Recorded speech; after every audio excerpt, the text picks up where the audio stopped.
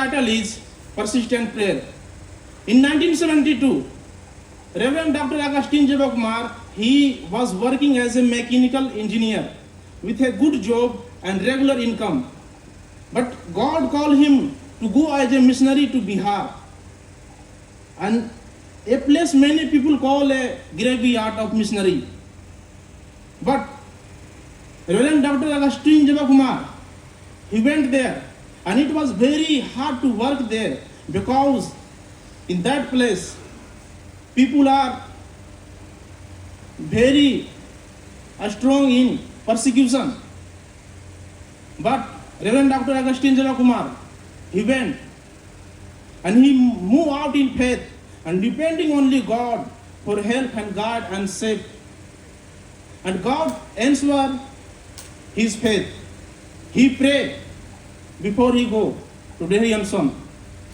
He prayed and God gave everything what he needed. And later he started the Gospel Echoing Missionary Society, and in short we used to call James. And through this mission, a school, orphan and medical center and worship place were started all across Bihar and near the areas. And his life is very good example. His life is very clear picture of Luke chapter 11 verse 5 to 13, where Jesus teaches us, ask, seek and knock, and with boldness, believing that our Father will give what is best. So, my sermon background is the Gospel of Luke, written by Gospel, and he was a physician and companion of Apostle Paul. And he wrote this book in around 62 to 65 AD. And he wrote to Theophilus, and he wanted to other believers to have clear story about the Jesus life, so their faith would be strong. And my friend, if you read chapter 11, verse 1, Luke does not mention the exact place. He only says that Jesus was praying in a certain place while he traveling toward to Jerusalem. And just before Luke 11, 5 to 13, in verse 1 to 4, Jesus is praying and his disciples came and he asked, teach me how to pray. And Jesus respond by giving them Lord's Prayer as a model. And in verse 1 to 4, he is teaching as the Lord's Prayer. And from verse 5 to 13, he explained on the teaching by showing the importance of persistence in prayer. So my dear people of God, how does persistent asking, seeking and knocking help us grow in boldness in our presence in prayer? How does relying on the Father to give his best empower us to pray boldly and with confidence? So my first point is boldness in prayer. And from verse 5 to 8, here Jesus is teaching through a parable, boldness in prayer. How do we get boldness in prayer? So let's see from verse 5. Then Jesus said to them, suppose you have a friend and you go to him at the midnight and say, friend, lend me 3 loaves of bread. And the man in the parable, he went to his neighbor's house at the midnight, and see, he asked not for himself, but he asked for his friend. And the man asking his neighbor, so it is that boldness asking, if we ask for others, God will also answer our prayer. And he asked in the midnight, and midnight was the very difficult time. It was the difficult time. But yet the man, he is still knocking and asking. And this so boldness to ask, even the situation seems difficult. God is never asleep. And we can come to him in any time, any hours. And the man asked for only 3 loaves of bread. Why he asked only 3 loaves of bread? Why not more? Why not less? Because he wanted enough to meet the need, but not too much. And the Greek word is, loaves is artos, means basic daily bread. And he did not ask one of loaves because it would be too little, and not more because it would seem greedy. And the three number, so this request was a right and trusting God to provide enough. And in verse 6, he said, I have no food to offer him. And the man is saying, I have nothing to give my guest. And this so he feels helpless. He wants to help but has no food. And in those days, welcoming guest was a most important in the Jewish culture, in the land of Israel. And in those days, giving food a guest was a duty and honor. But if a guest comes and there was no food, it was a great shame for the family, even the whole village. You can see the example from the Old Testament, Genesis chapter 18, verse 1 to 8, where Abraham prepared meal for the three visitors. And in verse 7, 4 problems he encountered. And from the inside, the neighbor says, don't bother me. And the neighbor did not want help. He saw request as a trouble. And they saw that people often avoiding helping if it is uncomfortable for them. And says, the door is already locked. And in those days, locking the door at the midnight means family was settled and safe. And opening it is again difficulty and risky. And it's so another excuse to avoid helping. And says, my children are with me in bed. And family often sleep together in the one room. And to get up would disturb everyone. And the friend used this as excuse to not help. And so people often put their own comfortable before others' need. And finally he says, I cannot get up and give you anything. And the friend did not want to help. He was unwilling to help. But my friend, in verse 8, Jesus says, the neighbor finally helped, not because of his friendship, but the man did not give up, and he kept asking with his shameless. And the shameless, and the Greek word for shameless is enides. It means without shame, and describing someone who boldly asking. And in 2014, during the Ebola outbreak in the West Africa, a mother child became very sick at the midnight because of the virus. And she needed medicine for their children. But the doctor did not want to come because it was dangerous virus and at the late night.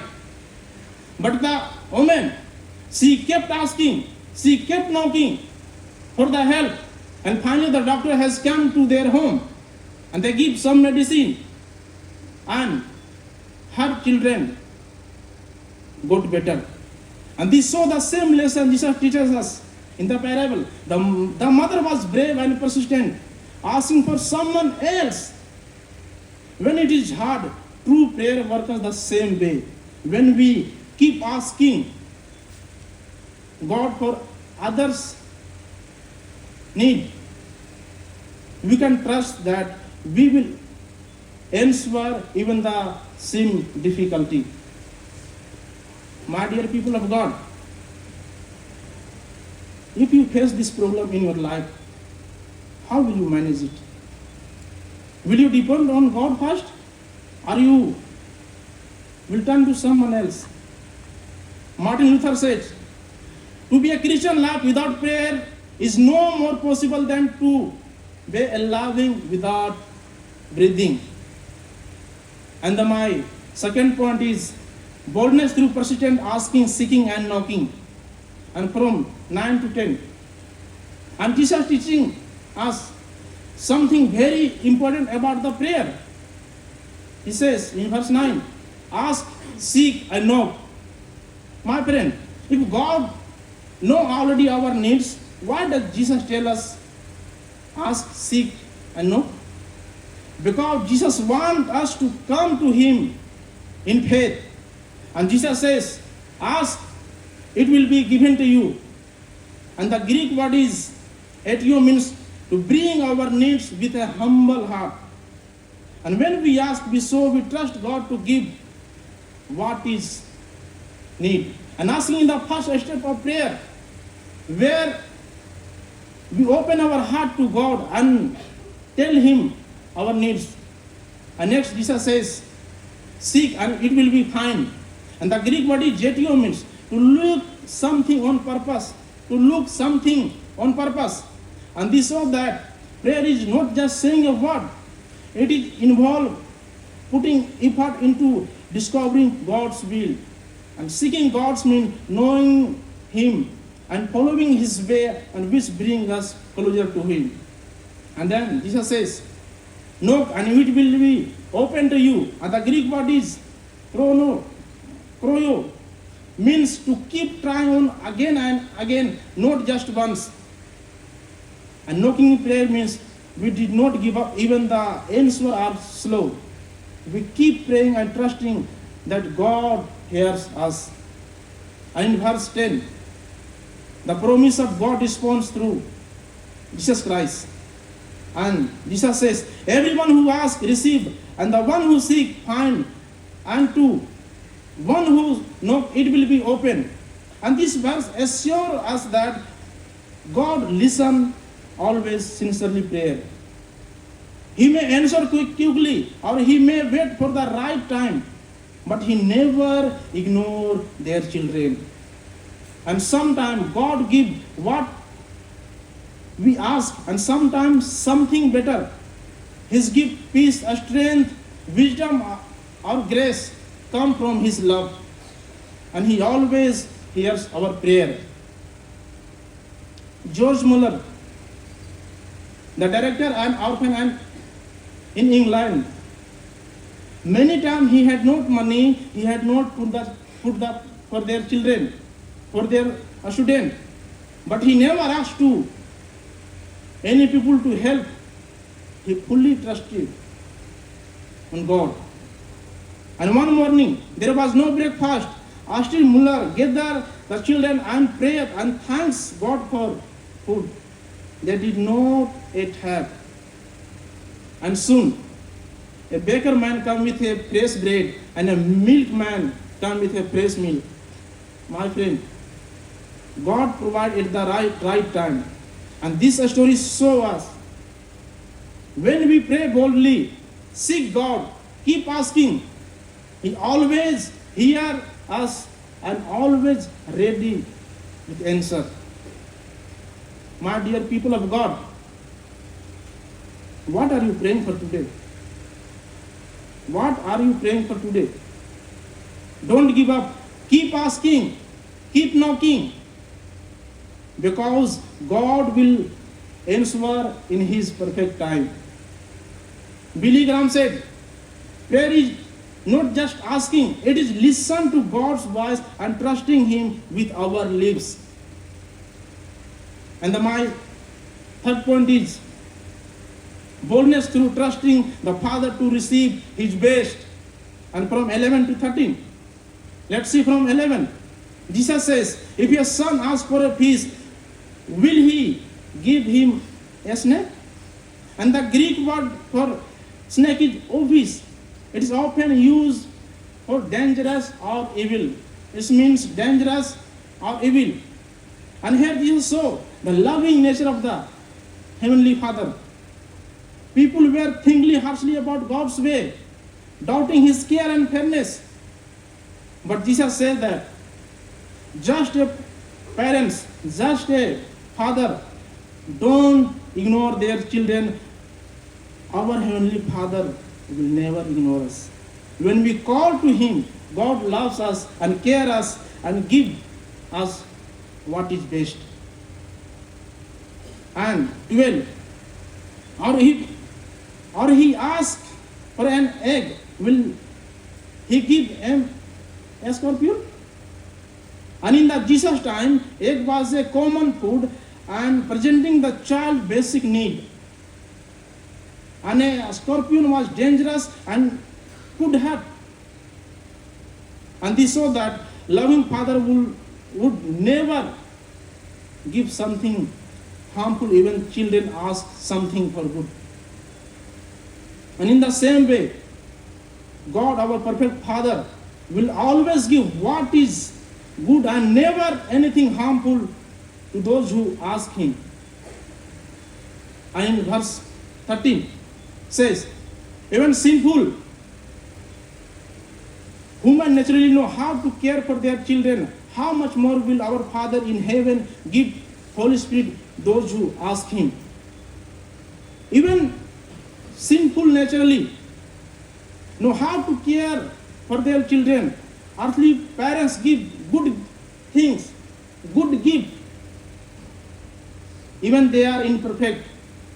If that is true, then God is perfect, loving and control with surely give what is truly best.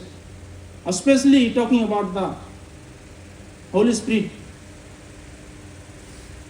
And verse 5, he talking about the bread.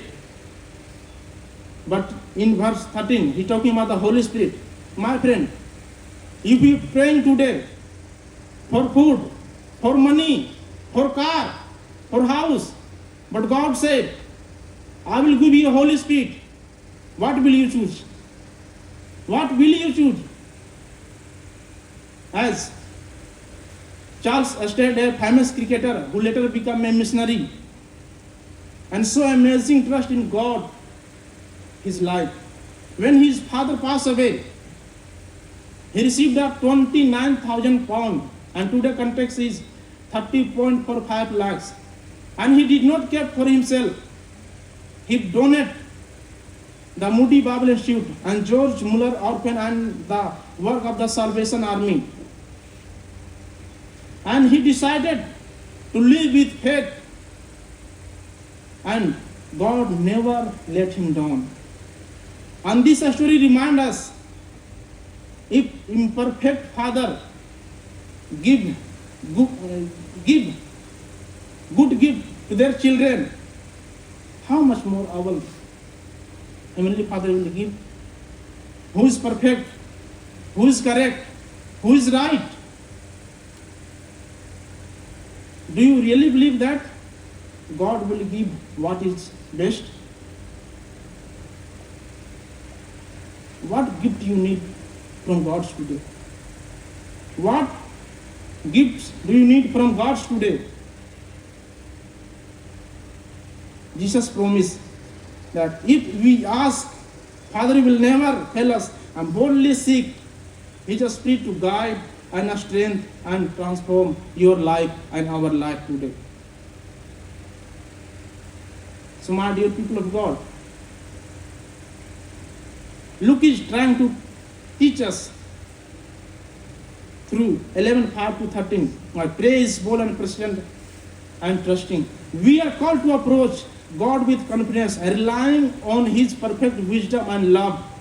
And God delights in giving good gift and promise His best. And He want to give especially the Holy Spirit, those who ask sincerely. So just my last application, just I want to leave with you. As we have said, more prayer, more power, less prayer, less power. We are preparing here for go to heaven. If we are not praying today with sincerely, with boldly, how will we go to heaven? If we want to go heaven, so let's pray boldly and seek His presence in each day, and God will listen to every prayer, because our Father loves to their children. He is always love to give those who ask sincerely. May the Father, Son, and Holy Spirit bless through this sermon. Amen. I request to our class and some friend come and sing an ending song. Thank you.